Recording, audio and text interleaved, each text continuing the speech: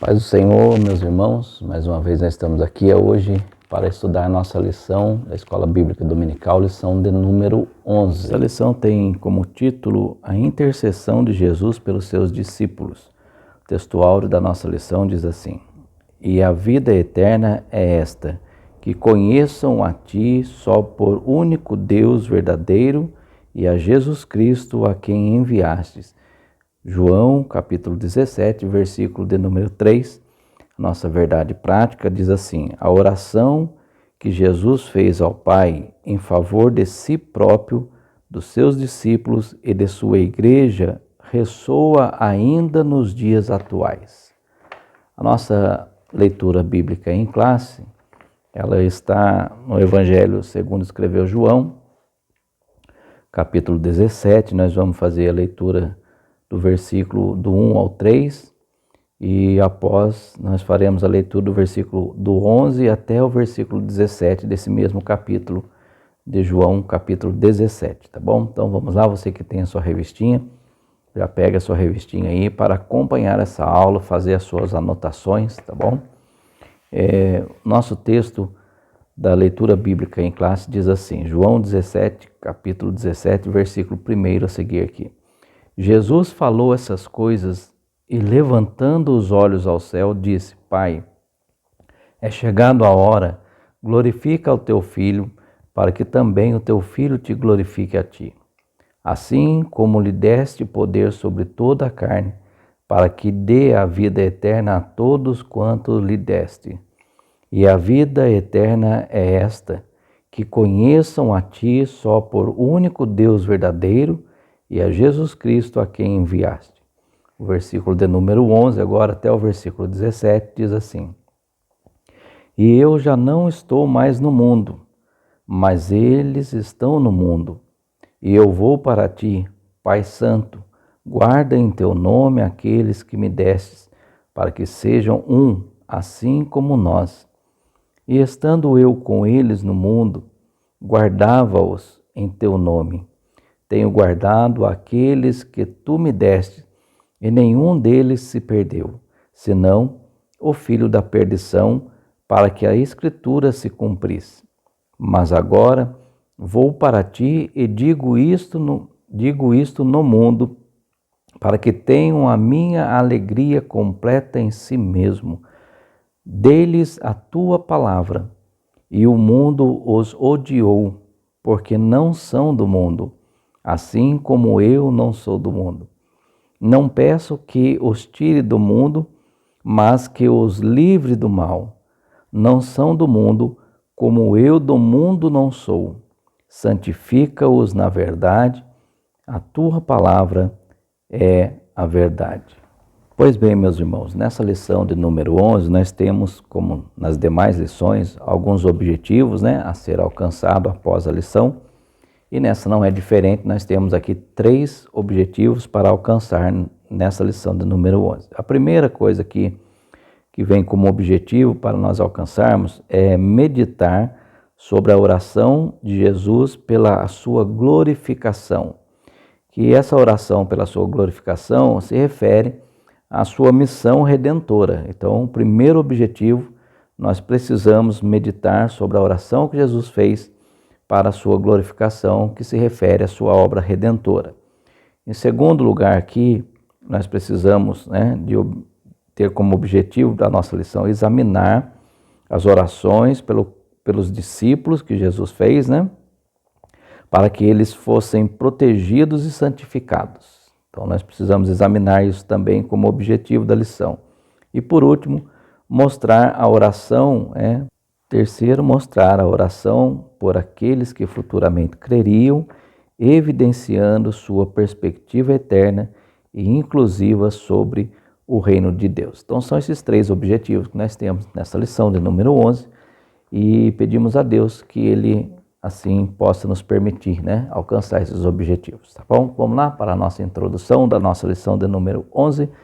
A introdução da nossa lição, ela vai nos falar a respeito do capítulo 17 de João, que ele vai descrever sobre a oração mais significativa que o nosso Senhor ele fez em benefício de si mesmo. né? Ou seja, a sua glorificação, bem como a dos seus discípulos e dos cristãos que ainda viriam a crer, né, no futuro próximo. Ou seja, a igreja do Senhor, nós, eu e você que aqui estamos, recebemos então lá naquele dia essa oração do Senhor Jesus, quando ele intercedeu, a sua oração intercessória, também conhecido como oração sacerdotal, né?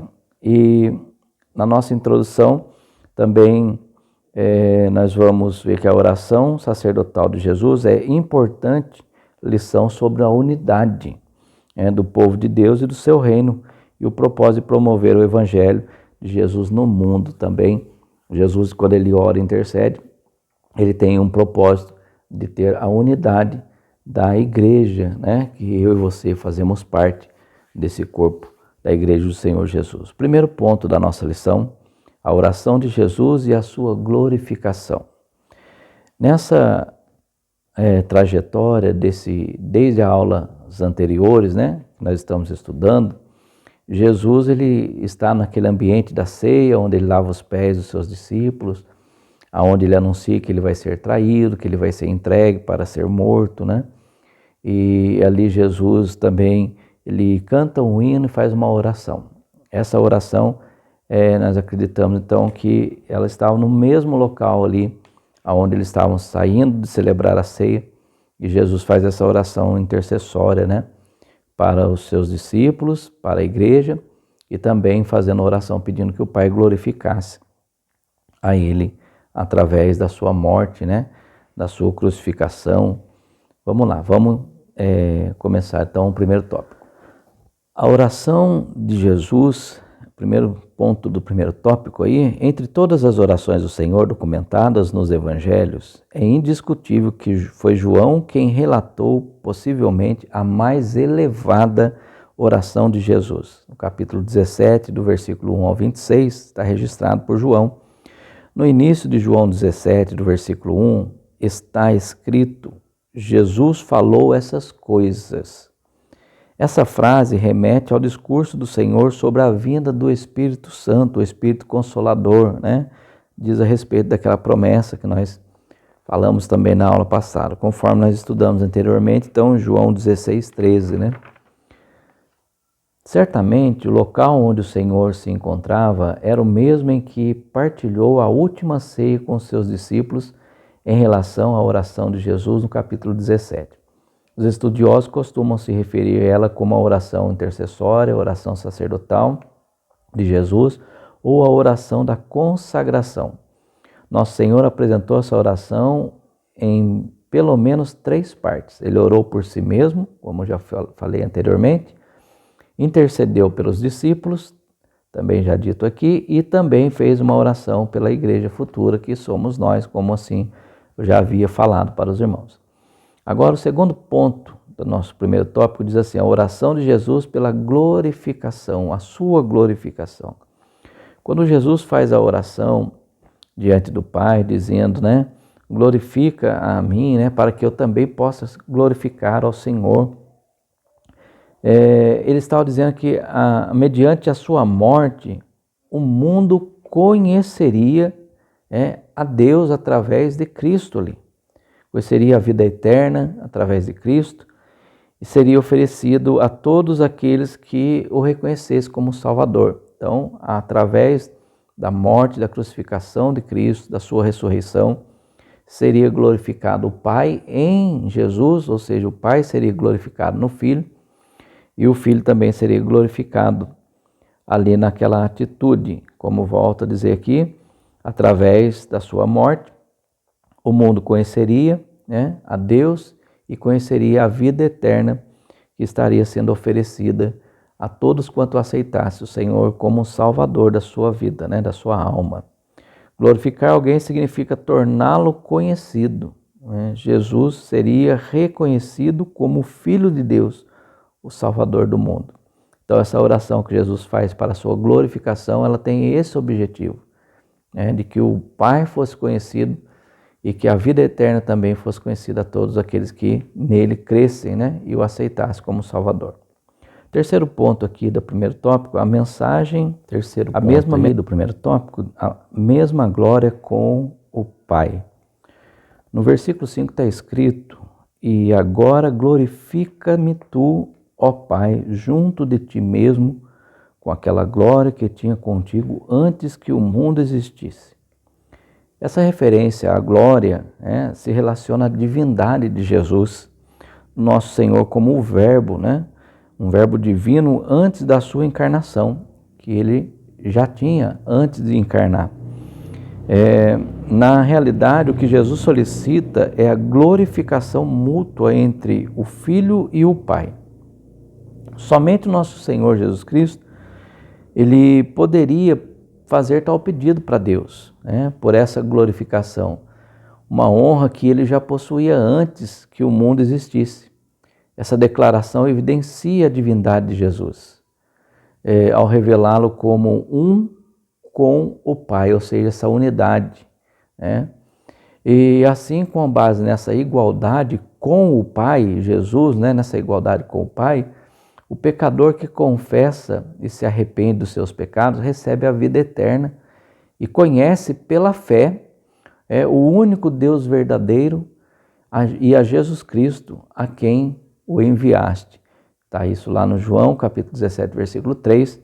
Então, essa mesma glória que Jesus fala, a mesma glória com o Pai, ele está se referindo àquela que ele já possuía antes da encarnação, e somente ele poderia fazer tal pedido ao Pai, por ser ele também Deus. Tá bom, meus irmãos? Agora nós vamos falar um pouquinho da ponto 2 aqui da nossa lição. Bom, como primeiro tópico, nós já conseguimos então atingir o nosso primeiro objetivo da lição, que era meditar sobre a oração que Jesus fez pela sua glorificação, compreendendo que essa oração era para que Deus fosse conhecido através da sua morte, da sua ressurreição, e que a vida eterna fosse conhecida pelo mundo e para todos aqueles que o recebessem como seu Salvador. Então, nosso primeiro objetivo da lição, que era meditar sobre essa oração, nós concluímos. Agora, nós vamos para o segundo ponto, o segundo tópico da nossa lição, examinar aí a oração que Jesus fez pelos seus discípulos para que eles fossem protegidos e santificados. Vamos lá, então, iniciar esse segundo ponto. A oração de Jesus pelos seus discípulos. A intercessão pela proteção dos discípulos. No versículo 4 e 8, exceto o versículo 5, Jesus ora como se estivesse apresentando um relato ao Pai sobre tudo o que realizou durante o seu ministério na terra.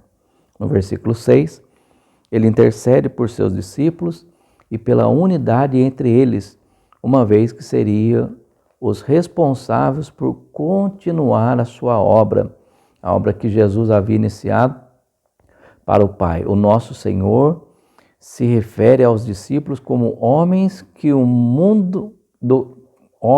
do mundo me deste.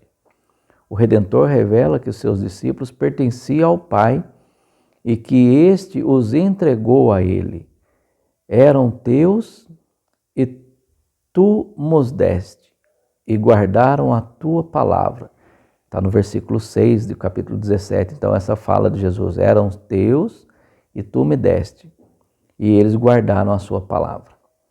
Ao longo de quase 4 anos, Jesus investiu nesses homens que se mostraram fiéis, prontos para prosseguir com a missão de evangelização. Então, Jesus aqui nesse ponto, irmãos, ele intercede pelos seus discípulos, para que eles tivessem uma unidade. Jesus, sabendo que eles dariam continuidade na sua obra, e eles viriam então a pregar a sua palavra, a levar a sua mensagem. E Jesus agora, sabendo de tudo quanto iria acontecer, ele pede a proteção para os seus discípulos e também para que eles estivessem sempre unidos, Essa unidade, ela é primordial dentro da igreja, dentro do corpo da igreja do Senhor Jesus Cristo.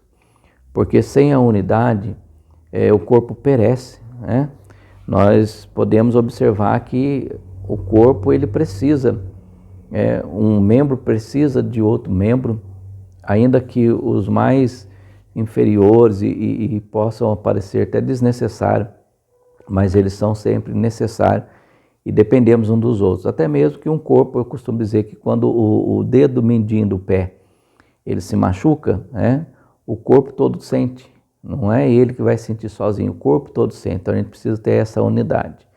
E Jesus, ele ora pedindo então por essa unidade, para que o corpo estivesse ali unido para um propósito dessa obra, que eles viriam então a dar prosseguimento na obra do Senhor Jesus Cristo.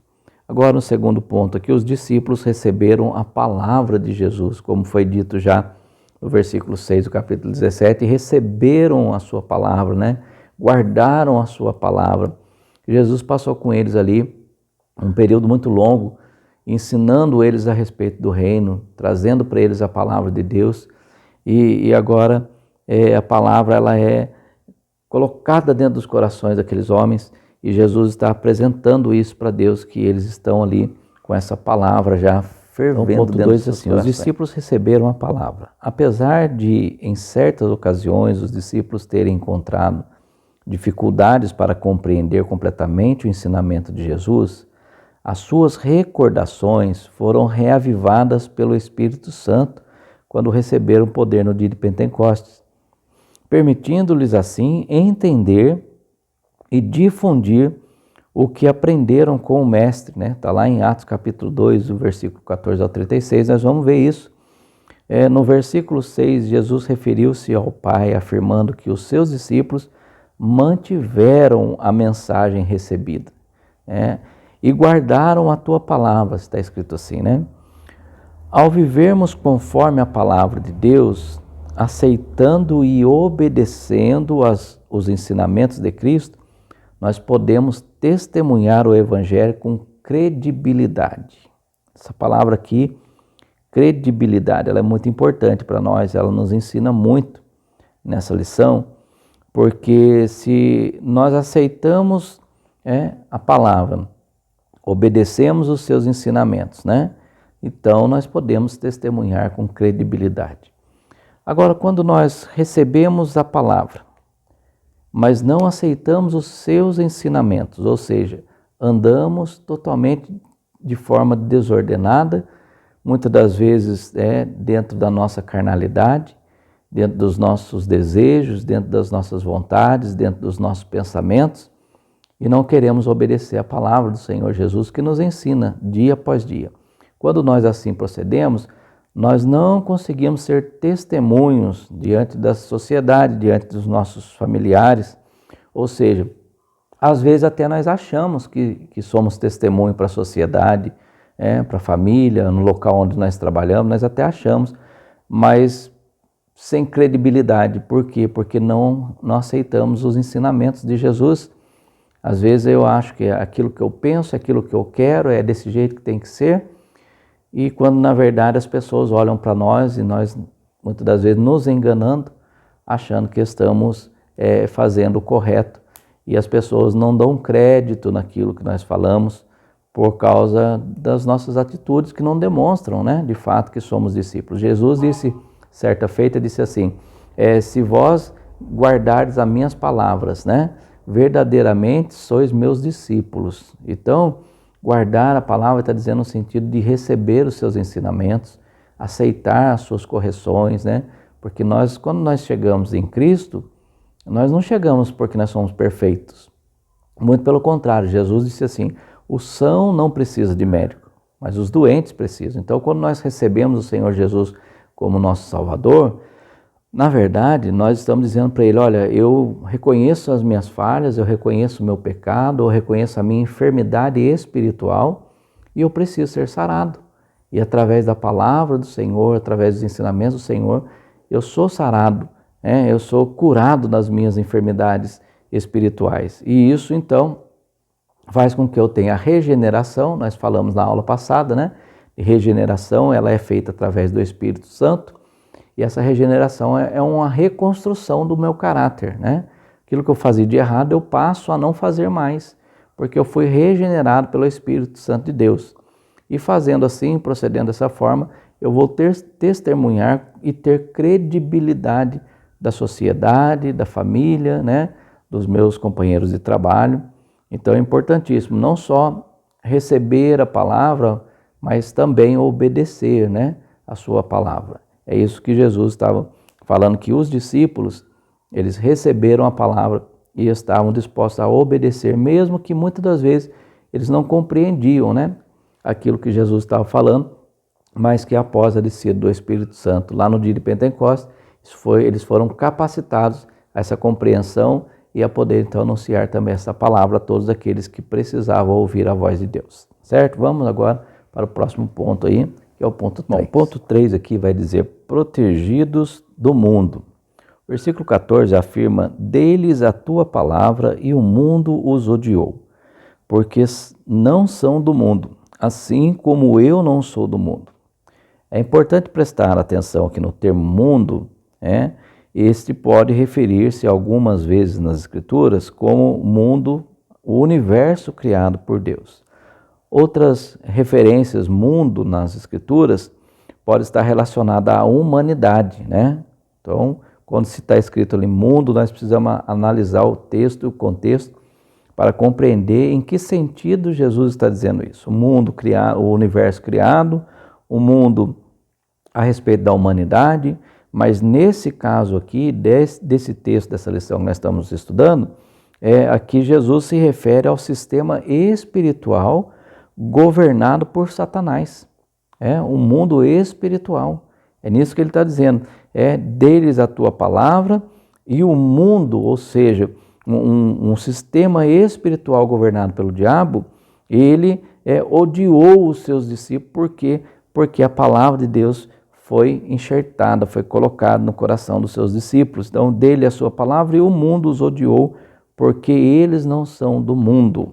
Ou seja, eles não fazem parte mais desse sistema espiritual governado por Satanás. E aí é onde eu já falei um pouquinho antes sobre a questão da gente receber a palavra e ter credibilidade, né, como nosso testemunho. Se nós não somos mais do mundo, irmãos, provavelmente o sistema vai nos odiar.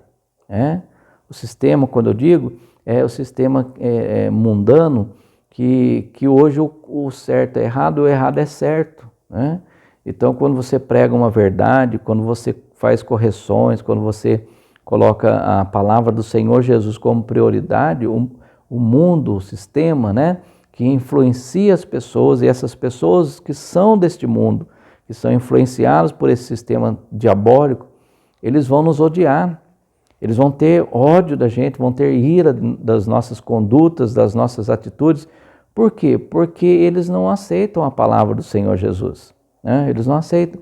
E isso vai trazer então esse grande conflito. Jesus disse: o mundo odiou porque eles não são do mundo.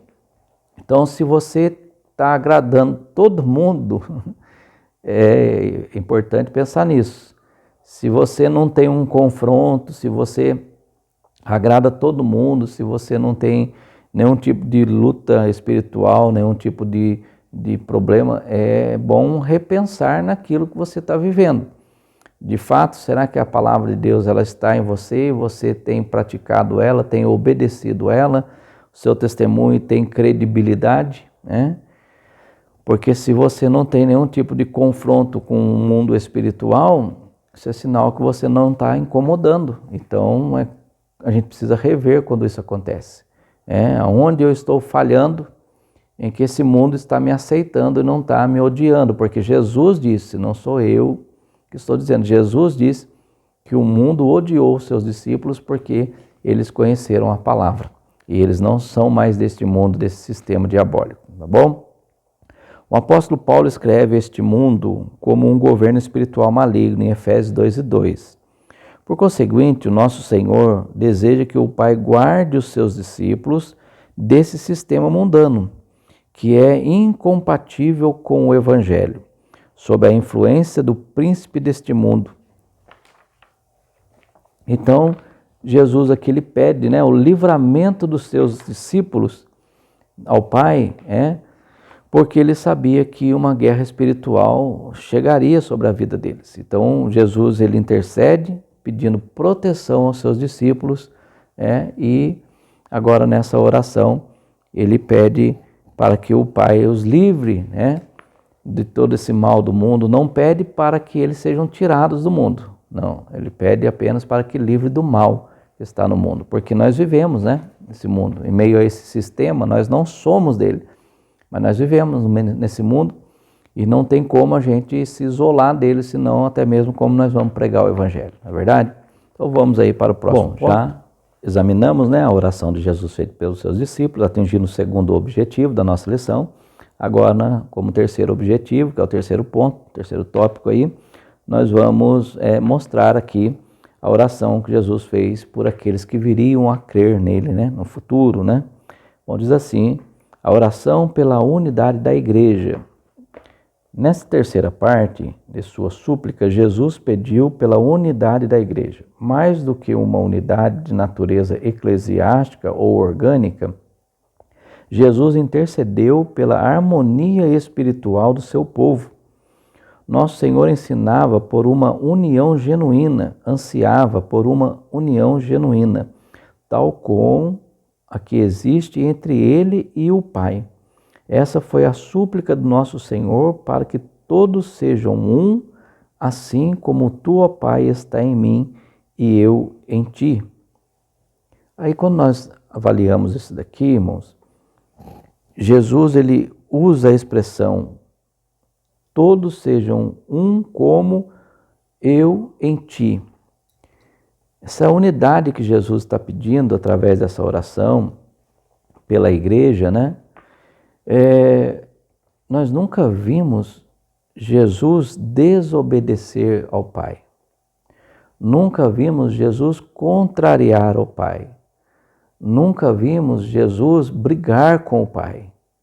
Eles estavam sempre unidos, né? Isso é uma unidade, é ter um objetivo. Quando nós vemos Jesus ali com a sua aflição e agonia, ele diz, Pai, se possível, passa de mim esse cálice.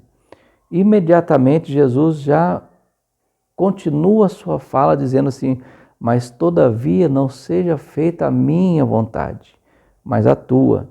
Então Jesus está em concordância, o Filho em concordância com o Pai, por causa da unidade, né? Será que se fosse humanos fazendo isso, né, que Jesus fez ali, aquela sua obra redentora, aceitaria? Né? Será que não teria, muitas das vezes, não teria sido seduzido pelas propostas de Satanás lá no deserto, quando foi tentado? Muitas pessoas hoje quebram a unidade porque às vezes se vendem por glórias, né? O Satanás ele levou Jesus e ofereceu todas a glória, né? Toda a glória dos reinos, né? Ofereceu. E tem muitas pessoas hoje que estão quebrando a unidade da igreja porque estão buscando mais a glória do homem, a glória dos reinos, a glória do mundo, do que de fato buscar o reino de Deus. Então, quando Jesus está intercedendo e pedindo, ele está dizendo exatamente isso. Pai, que essa comunhão que tem entre eu e o Senhor, essa unidade, esse fortalecimento, essa fidelidade, né? Tudo isso está incluso dentro da unidade, que isso tudo seja também na vida daqueles que vão crer, com esses que já creram aqui, que já têm a sua palavra, esses que vão continuar a obra, que seja uma unidade, que tenham o mesmo objetivo, que eles não se vendam, né, por sugestões do diabo, tentando tirar daqueles propósitos que o Senhor tem para a igreja. Então, que nós possamos refletir nisso aqui. Às vezes, como Paulo diz, algumas pessoas fazem do seu ventre o seu Deus, né? Às vezes, quando nós pedimos à igreja, vamos fazer um jejum, vamos fazer uma consagração das nossas vidas, né?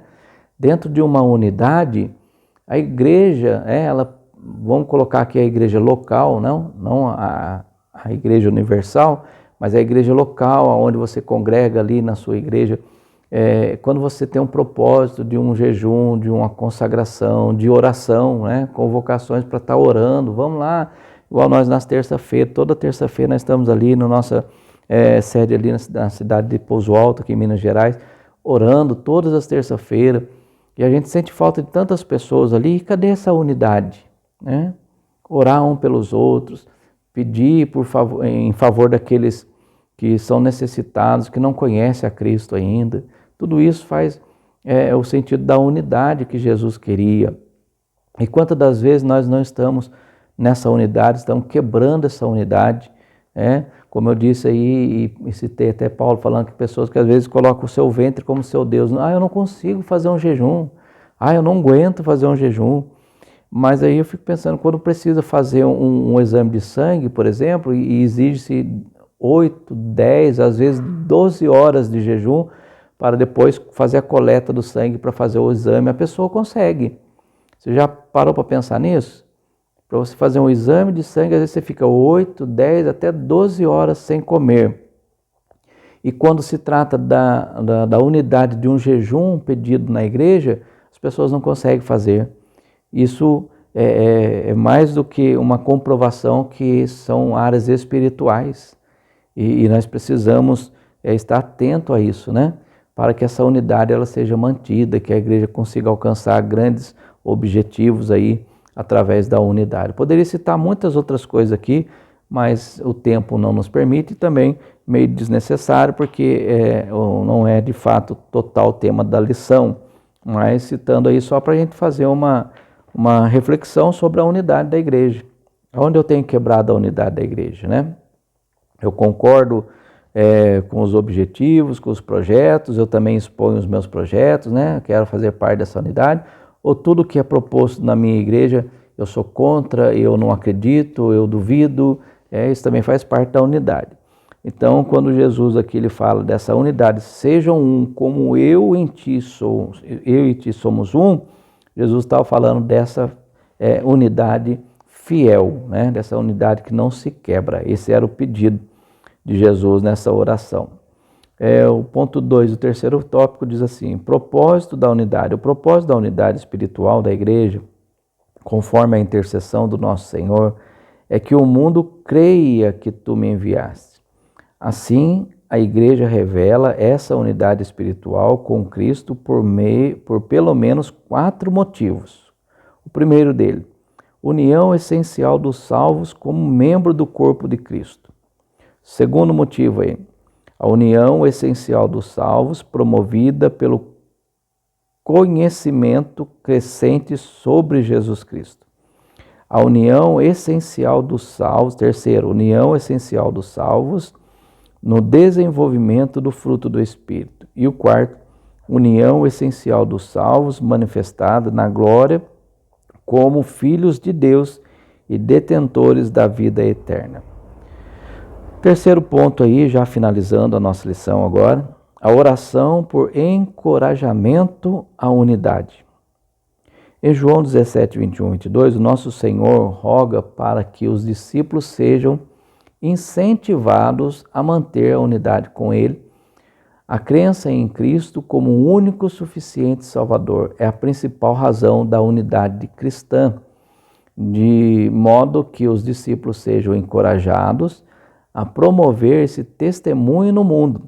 Assim, sem essa unidade de fé, o testemunho perde completamente a sua credibilidade.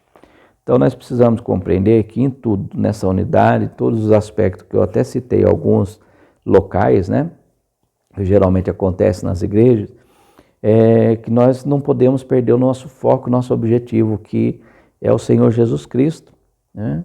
E se nós não tivermos essa unidade, como nós teremos né, na sociedade a credibilidade daquilo que nós estamos vivendo? Olha, mas os crentes são desunidos, né? Mas os crentes, eles não... E aí a gente dá vazão para que nós possamos ser ali apontados os nossos erros de unidade. Então, que essa oração de Jesus, ela venha alcançar-nos, né, no dia de hoje, na igreja atual, que possamos verdadeiramente guardar a nossa fé, guardar a nossa unidade, para que possamos ter uma credibilidade diante deste mundo, professando a fé em Cristo Jesus, unidos em Cristo Jesus, unidos no amor de Cristo Jesus e com o objetivo de chegar na eternidade e desfrutar da vida eterna que Cristo nos deu. A conclusão da nossa lição diz assim: é extraordinário perceber que a oração sacerdotal de Jesus Cristo continua a ressoar nos dias atuais. Fazemos parte do corpo de Cristo E esse privilégio deve manter-nos ciente da nossa função do reino de Deus. Por isso, temos a responsabilidade de nos apresentar entusiasmados para testemunhar com coragem o Evangelho, revelando a obra que o Senhor Jesus realizou no Calvário. É isso aí. Chegamos aí ao final de mais uma lição. Assim, sem essa unidade de fé e testemunho, perde completamente a credibilidade da igreja perante o mundo, perante a sociedade. Jesus ele fez uma oração pela unidade da igreja e que nós possamos então estar unidos em Cristo Jesus. Deus os abençoe. Até a próxima.